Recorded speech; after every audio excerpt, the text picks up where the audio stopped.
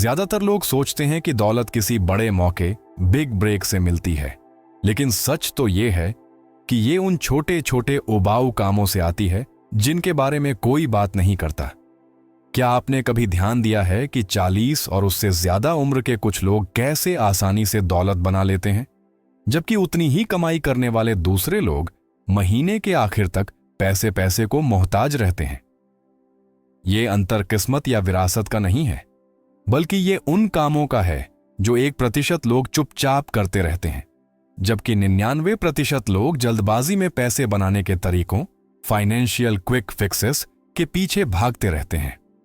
40 के बाद हम सबको एक कड़वी सच्चाई का सामना करना पड़ता है। समय अब हमारे साथ नहीं है।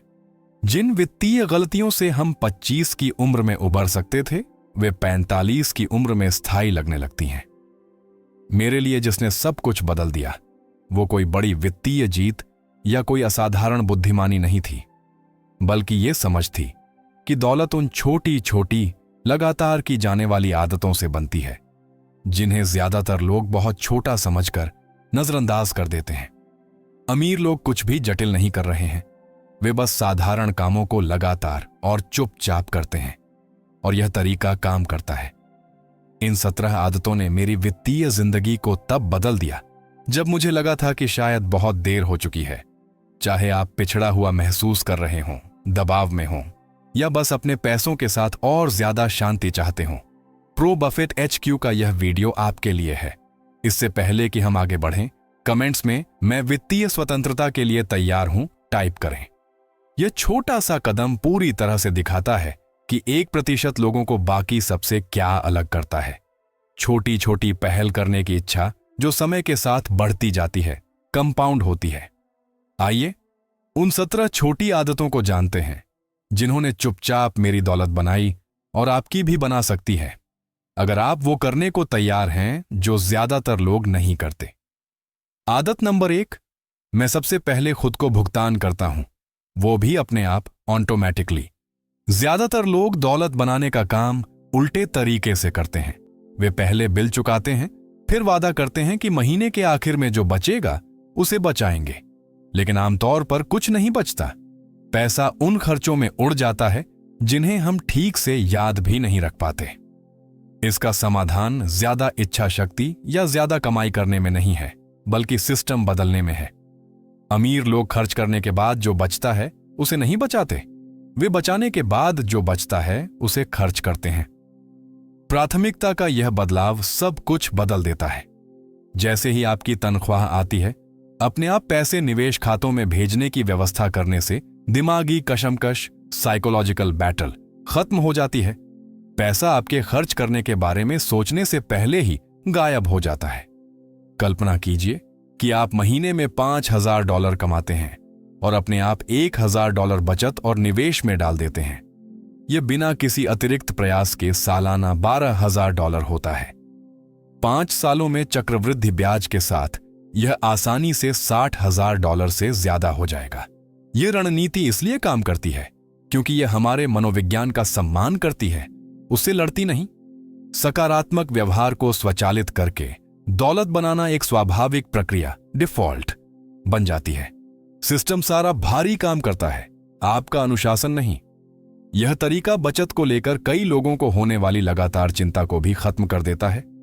जब बचत अपने आप होती है तो हर महीने पर्याप्त पैसा अलग न रखने का कोई अपराध बोध नहीं होता। बचा हुआ पैसा वास्तव में खर्चों और आनंद के लिए उपलब्ध हो जाता है, जो प्रतिबंध के बजाय स्वतंत्रता की भावना पैदा करता है। आदत नंबर 2, मैंने गलत लोगों से दूरी बनाई। पैसे को लेकर गंभीर होने के बाद मैंने एक अजीब बात देखी। सिर्फ मेरी खर्च करने की आदतें ही मुझे पीछे नहीं खींच रही थीं, बल्कि वे लोग भी थे जिनसे मैं घिरा रहता था। जब मैं पैसे बचाने की कोशिश कर रहा था तो वे महंगे वीकेंड की योजना बना रहे थे। जब मैं निवेश के बारे में रिसर्च कर रहा था तो वे सहकर्मियों की बुराई कर रहे थे। मेरे वित्तीय लक्ष्य ऐसे माहौल में टिक नहीं पाते जो मुझे लगातार विपरीत दिशा में खींच रहा हो। एक कहावत है कि आप उन 5 लोगों का औसत होते हैं जिनके साथ आप सबसे ज्यादा समय बिताते हैं। मैंने इसे प्रेरक बकवास, मोटिवेशनल फ्लफ समझकर खारिज कर दिया था, जब तक कि मैंने सच में अपने आसपास नहीं देखा। जिन ज्यादातर लोगों के साथ मैं समय बिताता था, उनकी साल दर साल वही समस्याएं थीं, वही वित्तीय तनाव, महीने के आखिर में पैसे खत्म हो जाने का चक्र, बदलाव का डर, और मैं भी उन्हीं की तरह बनता जा रहा था। हमारे वित्तीय व्यवहार संक्रामक होते हैं। जब हर कोई रोजाना $7 की लट्टे और पूरी तरह इस्तेमाल हो चुके मैक्स्ड आउट क्रेडिट कार्ड को सामान्य मानता है, तो वह आपके लिए भी सामान्य हो जाता है। इसका समाधान लोगों को अचानक से छोड़ देना नहीं था, बल्कि मैंने चुपचाप बेहतर जानकारी देने वाले स्रोतों के साथ ज्यादा समय बिताना शुरू कर दिया। चूज FI और द मनी गाय शो जैसे वित्तीय podcast, the millionaire next door जैसी किताबें और दौलत बनाने पर केंद्रित यूट्यूब चैनल। मैंने उन लोगों के साथ बातचीत करने की कोशिश की जो मुझसे वित्तीय रूप से आगे थे, उनके निवेशों की नकल करने के लिए नहीं, बल्कि उनकी मानसिकता को समझने, एब्जॉर्ब करने के लिए। इसके बाद जो हुआ वह अद्भुत था। मेरी सोच बदली, मेरे मानक बदले, मेरी आदतें भी सुधर गईं। मैंने मितव्ययता, फ्रुगैलिटी को अभाव, डेप्रिवेशन के रूप में देखना बंद कर दिया और इसे भविष्य की स्वतंत्रता के लिए एक उपकरण के रूप में देखना शुरू कर दिया। मैंने कर्ज को सामान्य मानना बंद कर दिया और इसे एक आपात स्थिति के रूप में देखना शुरू कर दिया। आदत नंबर 3, मैं अपनी छोटी बड़ी सभी जीतों का दस्तावेजीकरण डॉक्यूमेंट करता हूं। ज्यादातर लोग अपनी असफलताओं पर नजर रखते हैं। मैंने इसके बजाय अपनी प्रगति पर नजर रखना शुरू करने का फैसला किया। जब मैंने पहली बार अपनी वित्तीय आदतें बदलना शुरू किया, तो ऐसा लगा जैसे कुछ भी काम नहीं कर रहा है। कर्ज वैसे ही लग रहे थे, मेरा बैंक बैलेंस बहुत धीरे धीरे बढ़ रहा था। फिर एक रात लगभग संयोग से मैंने लिखा, इस महीने पहली बार अपना पूरा क्रेडिट कार्ड बिल चुकाया। यह छोटा था, लेकिन इसने मुझे उपलब्धि का ऐसा एहसास दिया जो मैंने बरसों से महसूस नहीं किया था। उस एक नोट ने मेरा नजरिया बदल दिया। मैंने वास्तव में प्रगति की थी, लेकिन मैं इस बात पर बहुत ज्यादा ध्यान दे रहा था कि मुझे अभी कितना और आगे जाना है। तब से मैंने वह बनाया जिसे मैं अपना प्रगति संग्रह, प्रोग्रेस आर्काइव कहता हूं। हर बार जब मैं कोई लक्ष्य हासिल करता हूं, चाहे वह कितना भी छोटा क्यों ना हो, मैं उसे दर्ज करता हूं। कर्ज चुकाया, यह उसमें जाता है। अपना पहला निवेश किया, यह भी उसमें जाता है। किसी बिल पर मोलभाव करके $80 बचाए, वह भी।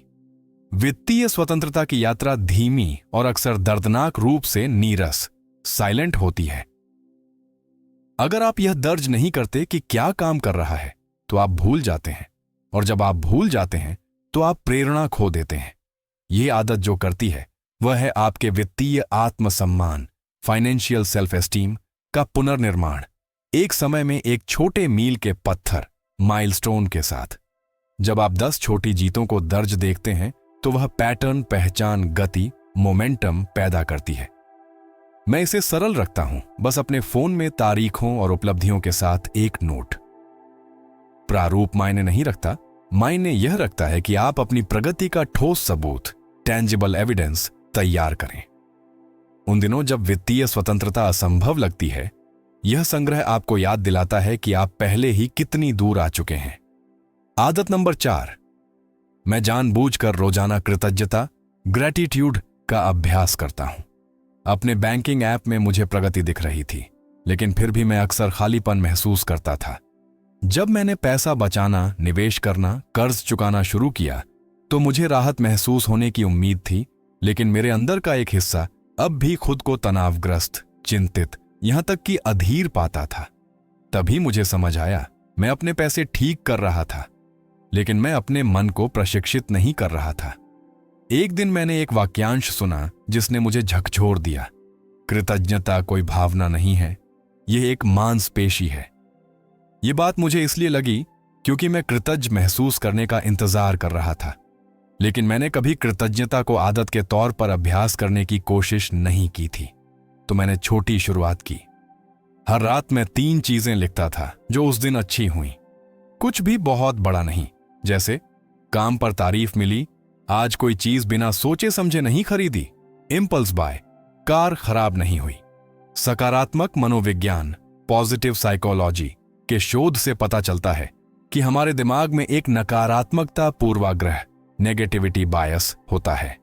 हम अवसरों और जीतों की तुलना में खतरों और समस्याओं पर ज्यादा ध्यान देने के लिए बने हैं। ये विकास की दृष्टि से तो समझ आता है, लेकिन हमारी वित्तीय मन की शांति पर कहर बरपाता है। हम उस एक निवेश पर ध्यान केंद्रित करते हैं जो 5% गिर गया, बजाय उस समग्र पोर्टफोलियो के जो 12% ऊपर है। अगर आप सिर्फ यह देखेंगे कि क्या गलत है, तो आपको बस वही मिलेगा। लेकिन अगर आप अपने मन को छोटी छोटी जीतों को देखने के लिए प्रशिक्षित करते हैं, तो आप वित्तीय रूप से स्वतंत्र होने से पहले ही वित्तीय रूप से अच्छा महसूस करने लगते हैं।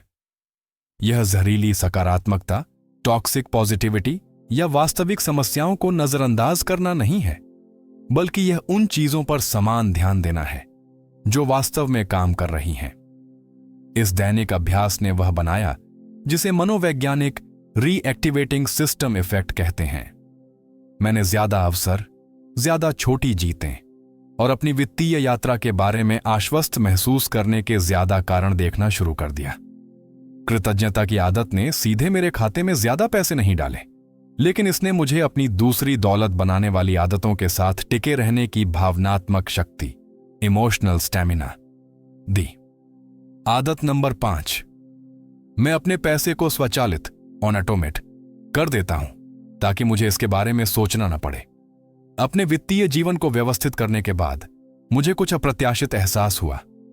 मेरी प्रगति के लिए सबसे बड़ा खतरा बाजार या बिल नहीं थे, बल्कि मैं खुद था।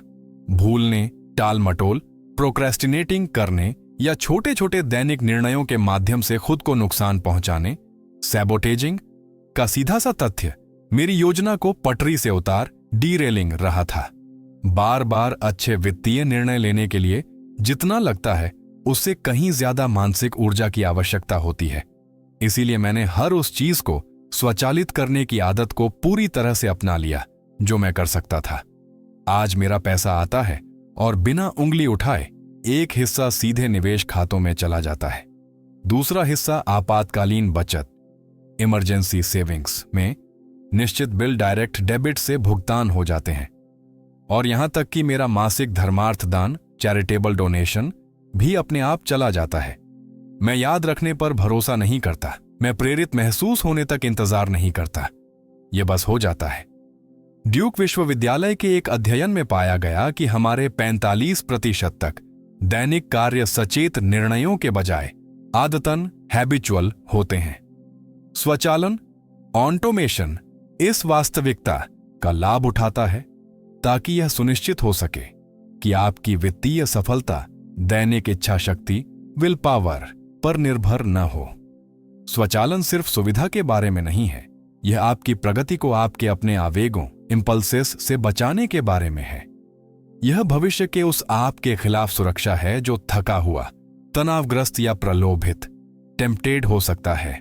मिंट या पर्सनल कैपिटल जैसी सेवाएं आपको सब कुछ स्वचालित रूप से मॉनिटर करने में मदद कर सकती हैं, जबकि आपके बैंक की बिल भुगतान सुविधा और निवेश प्लेटफॉर्मों की स्वचालित योगदान सेटिंग्स भारी काम करती हैं। मुझे सबसे ज्यादा आश्चर्य इस बात का हुआ कि इसने कितनी जल्दी मेरी वित्तीय चिंता कम कर दी। भुगतान तिथियों, हस्तांतरण राशियों और योगदान निर्णयों को याद रखने में पहले जो मानसिक क्षमता, मेंटल बैंडविड्थ खर्च होती थी, वह अब मुक्त हो गई थी। शोध से पता चलता है कि इन संज्ञानात्मक भारों, कॉग्निटिव लोड्स को कम करने से समग्र निर्णय लेने और वित्तीय परिणामों में काफी सुधार होता है। आदत नंबर 6, मैं समय सीमा, डेडलाइंस के साथ विशिष्ट वित्तीय लक्ष्य निर्धारित करता हूं। लंबे समय तक मेरा लक्ष्य बस इतना था, मैं पैसा बचाना चाहता हूं।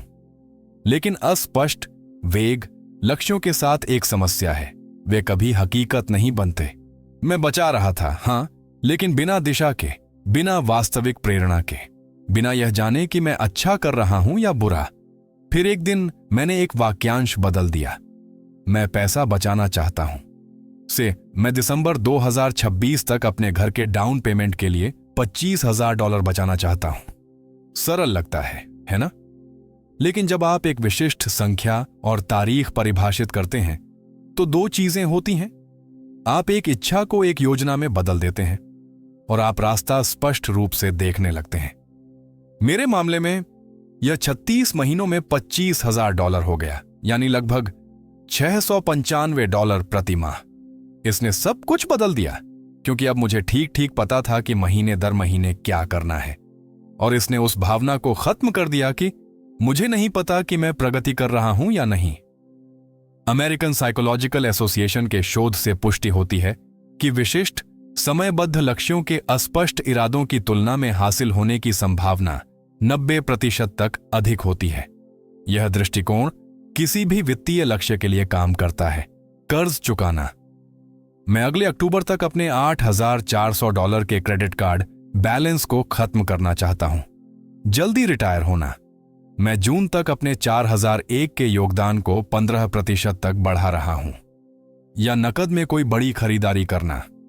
जब आपके लक्ष्य में विशिष्ट संख्याएं और तारीखें होती हैं तो आपका मस्तिष्क इसे सैद्धांतिक थ्योरेटिकल के बजाय वास्तविक मानता है।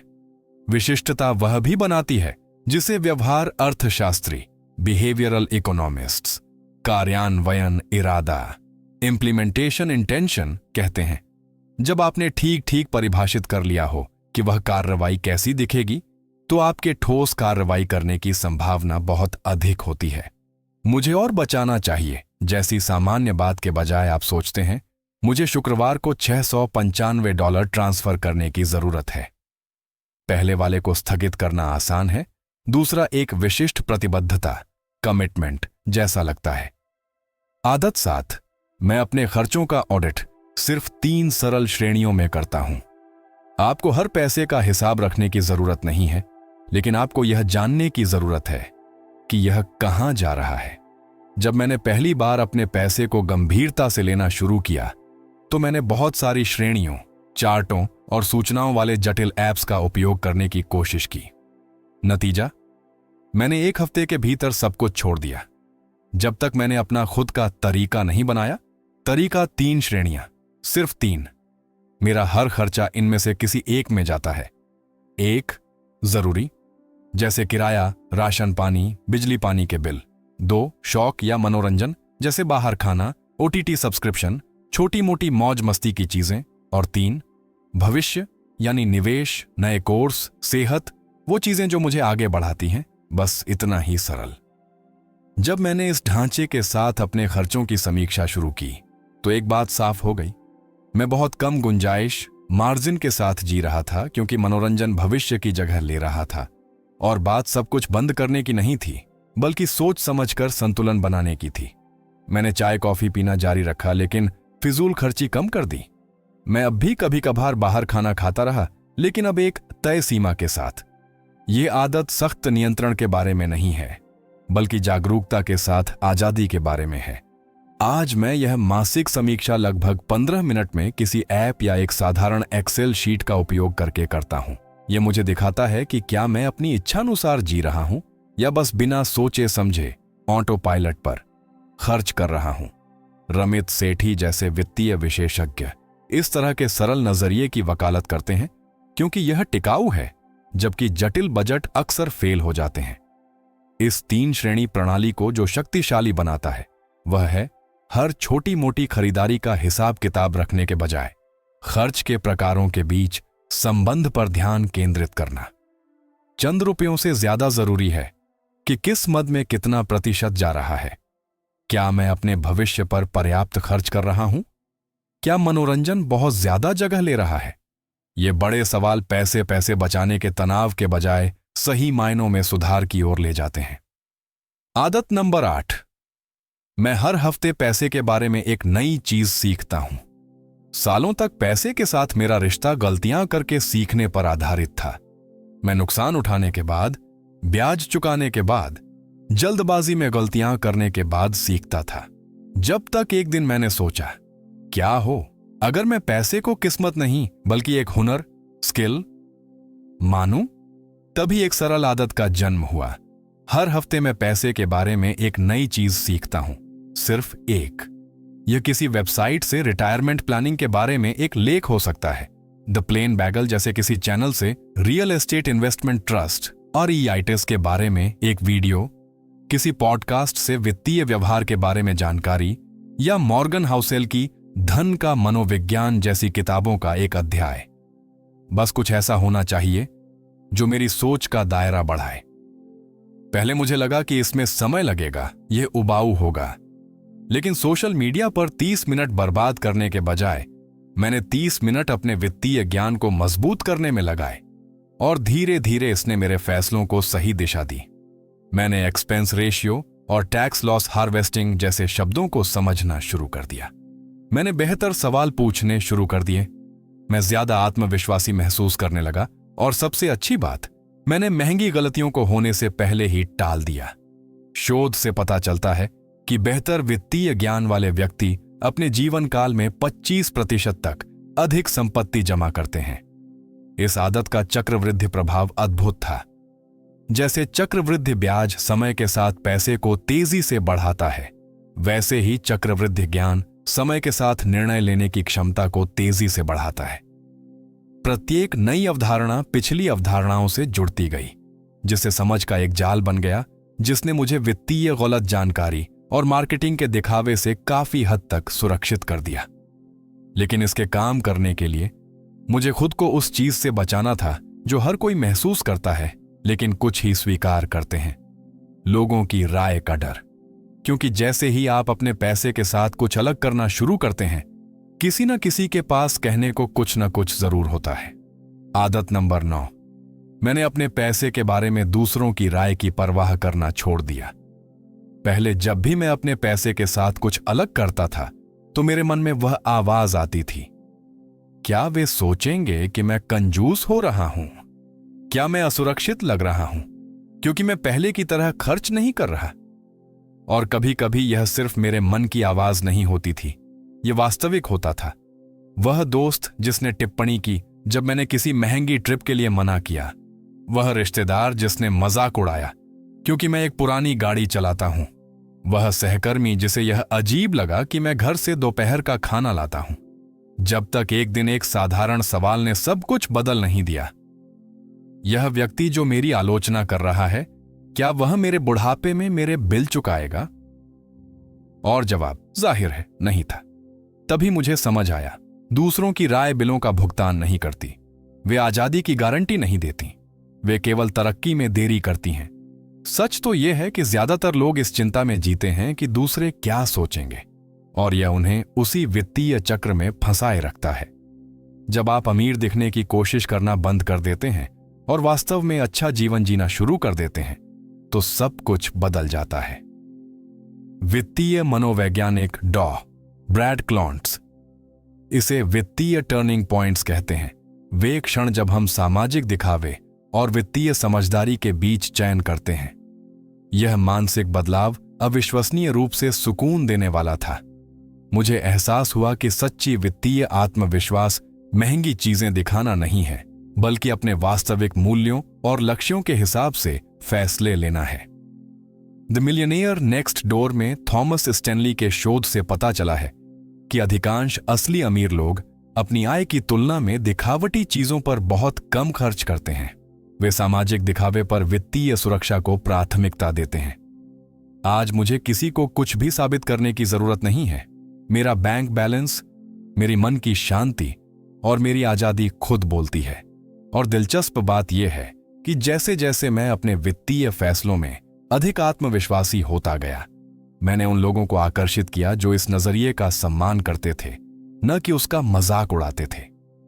आदत नंबर 10, मैंने बिना किसी अपराध बोध के ना कहना सीखा।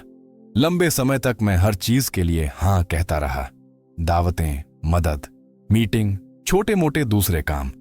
मुझे लगता था कि मैं दयालु, लचीला, मददगार बन रहा हूं, लेकिन असल में मैं उलझता जा रहा था। और जानते हैं सबसे ज्यादा नुकसान किसका हुआ? मेरी सेहत का, मेरे समय का और मेरे पैसों का। तभी मैंने हां का जाल नामक एक अवधारणा के बारे में जाना। बात यह है, हर बार जब आप किसी ऐसी चीज के लिए हां कहते हैं जो आपको उस जीवन के करीब नहीं लाती जो आप चाहते हैं, तो आप अनजाने में अपने शरीर को आराम देने, अपने मन की देखभाल करने, अपने बजट को व्यवस्थित करने या आमदनी के नए स्रोत खोजने के लिए ना कह रहे होते हैं। मजबूती से लेकिन बिना किसी अपराध बोध के ना कहना सीखना बहुत सुकून देने वाला था। एक साधारण चीज ने मदद की। हर बार जब कोई मुझसे कुछ मांगता है तो मैं खुद से पूछता हूं, क्या यह मुझे उस वित्तीय जीवन के करीब या उससे दूर ले जाता है जिसे मैं बनाना चाहता हूं? अगर जवाब दूर है तो ना बिना किसी अपराध बोध के आता है। समय प्रबंधन विशेषज्ञ लॉरा वेंडरकैम का कहना है कि जिन चीजों को आप महत्व नहीं देते, उन्हें ना कहने से उन चीजों के लिए हां कहने की जगह बनती है जिन्हें आप महत्व देते हैं। नतीजा, मेरा शेड्यूल हल्का हो गया, मेरा दिमाग साफ हो गया और आखिरकार मैं उस निवेश पर ध्यान केंद्रित कर सका जो सबसे ज्यादा फायदा देता है। लंबे समय में खुद में निवेश करना। दूसरों के हिसाब से चलने के बजाय अपने समय का सही प्रबंधन करने के इस बदलाव ने सीधे मेरे वित्त को प्रभावित किया। जब मैंने दूसरों को अपना कैलेंडर तय करने देना बंद कर दिया तो मुझे हर हफ्ते नए हुनर सीखने, अपने पैसों का हिसाब किताब व्यवस्थित करने और उन मौकों का फायदा उठाने के लिए कई घंटे मिले जिनके लिए मेरे पास पहले समय नहीं था। मनोवैज्ञानिक इसे अपनी सीमाएं तय करना कहते हैं और यह वित्तीय सफलता के लिए एक महत्वपूर्ण हुनर है। स्पष्ट सीमाओं के बिना आपके संसाधन, समय, ऊर्जा और पैसा आपकी अपनी प्राथमिकताओं का समर्थन करने के बजाय दूसरों की प्राथमिकताओं में खर्च हो जाते हैं। लेकिन आगे बढ़ने से पहले, क्या आपको प्रो बफेट HQ पर बताई जा रही ये दौलत बनाने की आदतें अब तक पसंद आ रही हैं? मुझे उम्मीद है, क्योंकि अभी तो बेहतरीन बातें शुरू ही हुई हैं। अगर आपको इन रणनीतियों में कुछ मूल्यवान लग रहा है तो एक छोटा सा काम करें और नीचे कमेंट्स में मैं सीख रहा हूं लिखें। इससे मुझे पता चलता है कि आपको किस तरह का कंटेंट पसंद आता है और मैं हर कमेंट पढ़ता हूं। हो गया? बहुत बढ़िया। अब चलिए उन शक्तिशाली आदतों पर वापस चलते हैं। आदत नंबर 11, मैं खुद में ऐसे निवेश करता हूं जैसे मैं ही सबसे कीमती चीज हूं। पहली बार जब मैंने किसी को यह कहते सुना, खुद में निवेश करो, तो मैंने सोचा, ठीक है, लेकिन इसका क्या मतलब है? किताबें खरीदो, कोर्स करो? आज मुझे पता है कि खुद में निवेश करना इससे कहीं ज्यादा है। यह समझना है कि मैं अपनी सबसे बड़ी दौलत हूं और मैं आज अपने साथ जो करता हूं वही यह तय करेगा कि मैं 5, 10 या 20 सालों में क्या पाऊंगा। इसलिए मैंने उन चीजों में निवेश करना शुरू किया जो वास्तव में मुझे मजबूत करती हैं। नए हुनर सीखना, मैंने यूडेमी जैसी जगहों पर डिजिटल मार्केटिंग में कोर्स किए। अपनी सेहत का ख्याल रखना, एक जिम की मेंबरशिप जिसका मैं सच में इस्तेमाल करता हूं। बेहतर खाना, जिससे मेरे स्वास्थ्य खर्च कम हुए। बेहतर नींद, मैं स्लीप साइकिल ऐप का उपयोग करता हूं। नकारात्मक माहौल से दूरी बनाना, जरूरत पड़ने पर मानसिक स्वास्थ्य के लिए मदद लेना और हां, पैसे के बारे में सीखना भी। इनमें से हर निवेश ने फायदा दिया, कुछ पैसों के रूप में, कुछ भावनात्मक रूप से। सभी ने जिंदगी बदली। जब मैंने अपनी ऊर्जा और मानसिक स्पष्टता में सुधार किया तो मैंने अपने पैसे के साथ बेहतर निर्णय लिए। जब मैंने नए हुनर सीखे तो अतिरिक्त आमदनी का अवसर मिला। मेरे डिजिटल मार्केटिंग कौशल ने मुझे महीने के करीब 20,000 रुपए की कंसल्टिंग से अतिरिक्त आमदनी दिलाई। जब मैंने मोलभाव करना सीखा तो मैंने जीवन की गुणवत्ता में कटौती के बिना लागत कम करने में कामयाबी हासिल की। सिर्फ इंटरनेट, फोन और बीमा पर फिर से बातचीत करके महीने के करीब 10,000 रुपए बचाए। बहुत से लोग सोचते हैं कि खुद में निवेश करना एक फालतू खर्च है, लेकिन असल में यह नींव है। यदि आप थके हुए, विचलित और उलझे हुए हैं तो आपकी संपत्ति नहीं बढ़ेगी। बर्कशायर हैथवे के चार्ली मंगर इसे बिल्कुल सही कहते हैं। एक युवा व्यक्ति जो सबसे अच्छा निवेश कर सकता है वह खुद में है, अपनी शिक्षा, अपने हुनर और अपने ज्ञान में। इस नजरिए के बदलाव ने खर्चों को देखने का मेरा तरीका बदल दिया। एक किताब लागत नहीं बल्कि संभावित फायदे वाला निवेश थी। स्वास्थ्य खर्च नहीं बल्कि अपनी सबसे बड़ी संपत्ति का रखरखाव था। सीखना कोई विकल्प नहीं बल्कि जरूरी पूंजी का विकास था। इस सोच ने मुझे अस्थायी सुखों पर व्यक्तिगत विकास पर खर्च को प्राथमिकता देना आसान बना दिया। आदत नंबर 12, मैंने एक एक करके आमदनी के कई स्रोत बनाए। सालों तक मेरा पूरा वित्तीय जीवन एक ही मासिक तनख्वाह पर निर्भर था और जब सब ठीक था तो यह काफी लगता था, लेकिन मुझे जोखिम का एहसास कराने के लिए बस एक संकट, एक कंपनी से नौकरी जाना, एक स्वास्थ्य समस्या काफी थी। तभी मैंने कुछ ऐसा शुरू करने का फैसला किया जो ज्यादातर अमीर भारतीयों में आम है, आमदनी के कई स्रोत। लेकिन ध्यान दें, मैंने एक ही समय में 10 चीजें शुरू नहीं की। मैंने अपनी नौकरी नहीं छोड़ी और मैं रातों रात कोई बड़ा उद्यमी नहीं बना। मैंने एक साधारण सवाल से शुरुआत की, मैं ऐसा क्या करना जानता हूं जिसके लिए कोई मुझे सिखाने, उपयोग करने या प्राप्त करने के लिए पैसे देगा? मेरे लिए जवाब था वित्तीय मामलों को व्यवस्थित करना। मैंने दोस्तों की मदद करके शुरुआत की, फिर जान पहचान से काम मिला। फिर मैंने एक साधारण ऑनलाइन सेवा शुरू की जो अतिरिक्त आय में बदल गई, जिससे मेरे महीने के ऊपरी खर्चे निकलने लगे और बाद में वो पूरी की पूरी रकम निवेश होने लगी। वहां से मैंने शांति से और भी स्रोत बनाए। एक डिजिटल उत्पाद, एक एक्सेल बजट टेम्पलेट जो गमरोड जैसी जगह पर 3000 रुपए में बिकता है। कभी कभार कंसल्टिंग, डिविडेंड देने वाले निवेश, मुख्य रूप से अच्छे इंडेक्स फंड और ETF के माध्यम से, और कुछ अच्छी साझेदारियां। सब कुछ छोटा शुरू हुआ, लेकिन समय के साथ ये सभी आय मिलकर मेरा प्लान बी और बाद में मेरा प्लान ए बन गई। आमदनी के कई स्रोत होने का मतलब दिन रात काम करना नहीं है। इसका मतलब है सुरक्षा, आत्मनिर्भरता और मन की शांति बनाना। सरकारी आंकड़ों से भी पता चलता है कि औसत करोड़पति के पास कम से कम 7 आय स्रोत होते हैं। इसलिए नहीं कि वे काम के कीड़े हैं, बल्कि इसलिए कि वे विविधीकरण यानी अपने पैसों को अलग अलग जगह लगाने के महत्व को समझते हैं। आय के इस नजरिए ने एक और जबरदस्त फायदा दिया। हर नए स्रोत ने मुझे ऐसे हुनर सिखाए जिससे अगला स्रोत बनाना आसान हो गया। कंसल्टिंग से मेरी बातचीत करने की कला सुधरी, जिसने उत्पाद बनाने में मदद की, जिसने अगली पेशकश के लिए मेरी मार्केटिंग को बेहतर बनाया। आदत नंबर 13, मैं बार बार होने वाले फैसलों को सरल बनाता हूं ताकि उन चीजों पर ध्यान केंद्रित कर सकूं जो सच में मायने रखती हैं। क्या आप जानते हैं कि इंसान औसतन हर दिन 35,000 फैसले लेता है और उनमें से कई छोटे लेकिन थकाने वाले होते हैं? आज मैं क्या पहनूंगा, दोपहर के खाने में क्या खाऊंगा, इस काम के लिए कौन सा ऐप इस्तेमाल करूंगा। अब कल्पना कीजिए कि यह महत्वपूर्ण वित्तीय निर्णय लेने से पहले ही आपकी कितनी दिमागी ऊर्जा खा जाता है। इसीलिए मैंने अपने जीवन में एक सरल सिद्धांत बनाया, जो बार बार होता है उसे सरल बनाओ। जिसमें रचनात्मकता की जरूरत नहीं है उसे ऑटोमेट कर दो। उदाहरण के लिए, हफ्ते के दिनों में मैं हमेशा काम पर एक ही तरह के कपड़े पहनता हूं, जैसा स्टीव जॉब्स और मार्क जुकरबर्ग करते थे। मेरे पास 3 तयशुदा दोपहर के भोजन हैं जो बारी बारी से चलते हैं और मेरा समय बचाते हैं। फिक्स्ड बिल ऑटोमेटिक पेमेंट पर हैं। पैसे रुपए संभालने के दिन हमेशा एक जैसे होते हैं और यहां तक कि मेरे किराने का सामान और उनसे बनने वाले खाने भी पहले से तय होते हैं। यह कोई मजबूरी नहीं है, ये उन चीजों के लिए फैसले लेने की आजादी है जो सच में मायने रखती हैं। क्योंकि हर वह फैसला जो आपको नहीं लेना पड़ता, वह ऊर्जा है जिसका इस्तेमाल आप कुछ नया बनाने, किसी असली समस्या को हल करने या अपने पैसे के साथ ज्यादा समझदारी भरे विकल्प चुनने के लिए कर सकते हैं। इसने मुझे बिना सोचे समझे होने वाली खरीदारी, इंपल्स परचेस से बचने में मदद की, क्योंकि मैं मानसिक रूप से थका हुआ नहीं होता, मैं वर्तमान में होश में होता हूं। अमेरिकन साइकोलॉजिकल एसोसिएशन का शोध इसे निर्णय लेने की थकान कहता है। हर चुनाव आपके दिमागी संसाधनों को कम करता है, जिससे दिन में बाद में खराब फैसले होते हैं।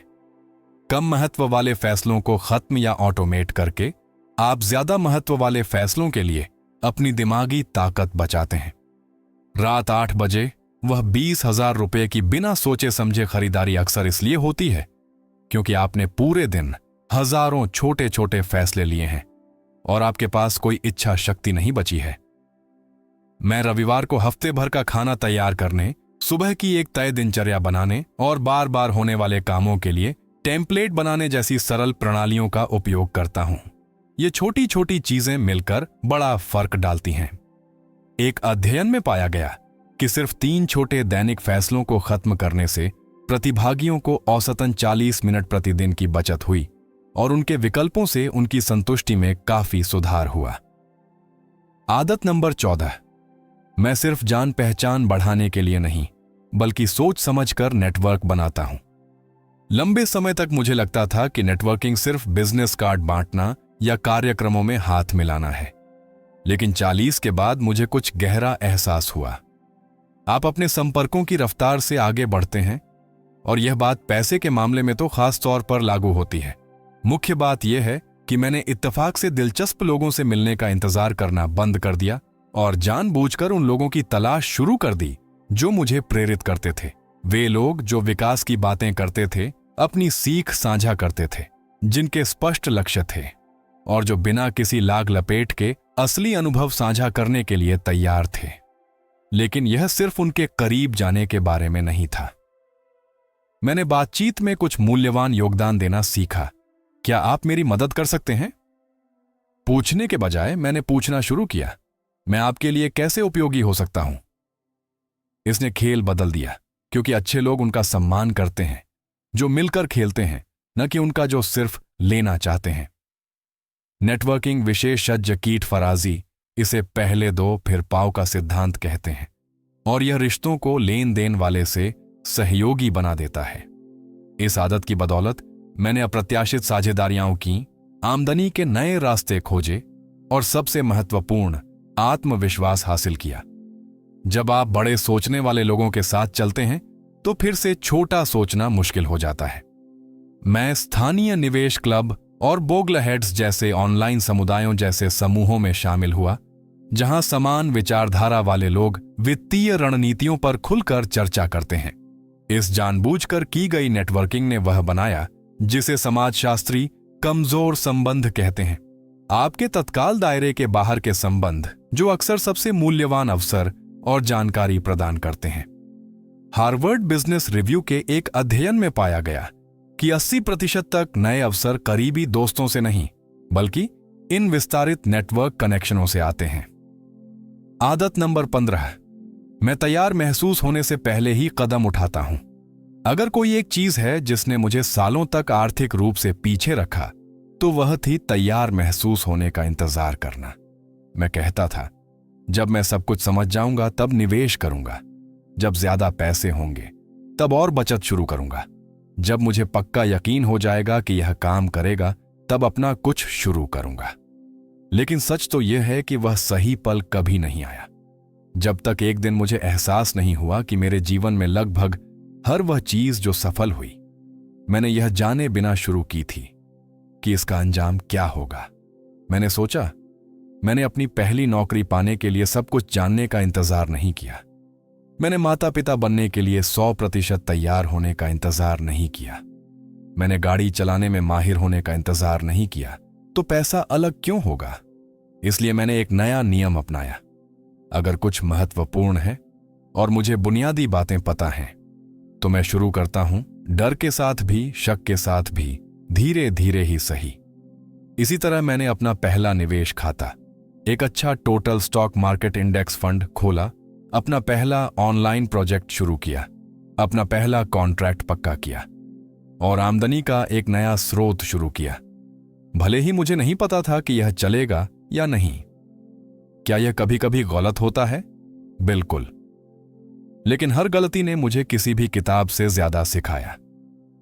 पेंसिल्वेनिया विश्वविद्यालय के शोध में पाया गया कि काम शुरू करने वाले लोग सिर्फ योजना बनाने वालों की तुलना में 40% तेजी से संपत्ति जमा करते हैं। इसलिए नहीं कि योजना बनाना बुरा है, बल्कि इसलिए कि जरूरत से ज्यादा योजना बनाना अक्सर टाल मटोल का एक बहाना बन जाता है। स्टार्टअप की दुनिया से उधार ली गई न्यूनतम व्यावहारिक प्रगति की अवधारणा ने मेरे नजरिए को बदल दिया। हर महीने 50,000 रुपये का निवेश करने तक इंतजार करने के बजाय मैंने 5,000 रुपये से शुरुआत की। एक बेहतरीन वित्तीय उत्पाद बनाने के बजाय मैंने एक साधारण सा नमूना लॉन्च किया और लोगों की राय के आधार पर उसमें सुधार किया। हर छोटे कदम ने एक ऐसी गति पैदा की जिससे अगला कदम आसान हो गया। आदत नंबर 16, मैं उन लोगों से पैसे के बारे में बात करता हूं जिन पर मुझे भरोसा है। लंबे समय तक पैसा मेरे जीवन में एक ऐसा विषय था जिस पर बात करना मना था। परिवार में चुप्पी, दोस्त सिर्फ शिकायतें करते थे। शादीशुदा जिंदगी में हम सिर्फ तभी बात करते थे जब कोई समस्या होती थी। लेकिन फिर मैंने खुद से पूछा, अगर मैं अपनी वित्तीय जिंदगी सुधारना चाहता हूं तो मैं इसे इतना गोपनीय क्यों रख रहा हूं? सच तो यह है कि बहुत से लोग अपना पूरा जीवन पैसे के बारे में बात करने से बचते हुए बिताते हैं, और यह केवल डर, गलत जानकारी और अकेलेपन को बढ़ाता है। जब मैंने इस चलन को तोड़ना शुरू किया तो कुछ बदल गया। सब कुछ अकेले हल करने की कोशिश करने के बजाय मैंने दूसरों से सीखना शुरू कर दिया। मैंने उन दोस्तों से पूछा जो पैसे के मामले में अच्छे थे कि वे अपने खर्चों को कैसे व्यवस्थित करते हैं। मैंने सहकर्मियों के साथ निवेश के बारे में रणनीतियां साझा की, यह जानकर कि कई लोग कम लागत वाले अच्छे इंडेक्स फंड का उपयोग कर रहे थे। मैंने अपने जीवन साथी के साथ लंबे समय के लक्ष्यों के बारे में बात की, जिससे पता चला कि हमारी अलग अलग प्राथमिकताएं थीं जिन्हें एक साथ लाने की जरूरत थी। यह सब सावधानी, सम्मान और बिना किसी तुलना के जाहिर है। यह मुकाबला करने के बारे में नहीं है, यह एक साथ आगे बढ़ने के बारे में है।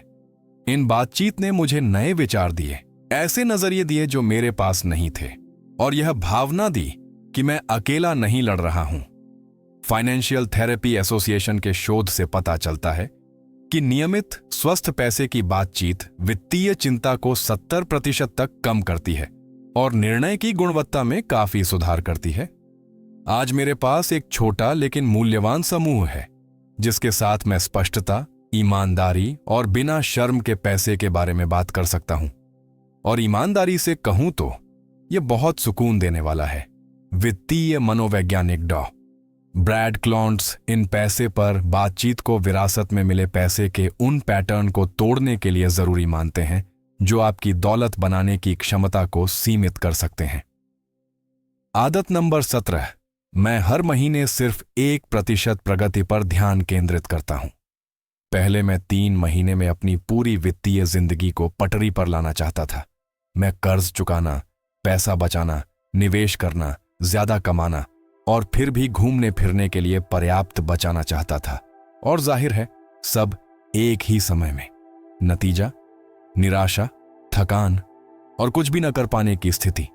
तभी मैंने एक सिद्धांत सीखा जिसने मेरी रफ्तार बदल दी और मेरी निरंतरता बचाई।